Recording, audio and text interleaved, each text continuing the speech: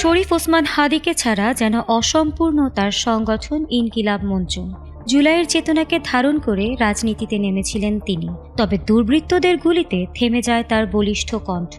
শহীদ হয়েছেন তিনি, তবে এ ঘটনায় দুর্বৃত্তদের এক চুল ছাড় দেবে না তার দল ইনকিলাব মঞ্চ। আপনারা কোনো শান্তিতে থাকতে পারবেন না, বাংলাদেশের জনগণ আপনাদের জীবনকেও জাহান্নাম বানিয়ে ছাড়বে। ওসমান হাদী হত্যাকাণ্ডের ঘটনায় দুর্বৃত্তদের জীবিত গ্রেপ্তার ও সুষ্ঠু বিচার নিশ্চিতের দাবি জানিয়েছেন এই সংগঠনটি।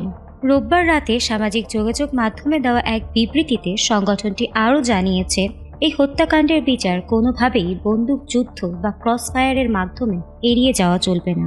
তবে তারা আরও জানিয়েছে তাদের কর্মসূচি হবে সম্পূর্ণ শান্তিপূর্ণ। দাবি আদায়ে তারা সহিংসতার পথে যাবে না, তবে ন্যায় বিচারের প্রশ্নে কোনো ছাড়ও দেবে না। এ নিয়ে ইনকিলাব মঞ্চের নেতারা আরও জানিয়েছেন, এই হত্যাকাণ্ড শুধু একজন ব্যক্তির মৃত্যু নয়, এটি মত প্রকাশ ও রাজনৈতিক সক্রিয়তার উপর সরাসরি আঘাত। তারা অভিযোগ করেছেন, অতীতে বহু ঘটনায় দ্রুত বিচার না হয় অপরাধীরা পার পেয়ে গেছে।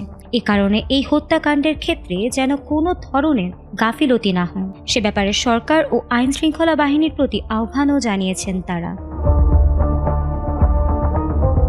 এদিকে ওসমান হাদীর হত্যা মামলায় প্রধান আসামি ফয়সাল করিম মাসুদ ওরফে দাউদ খান রাহুলের দেশ ত্যাগে নিষেধাজ্ঞার আদেশ দিয়েছেন আদালত।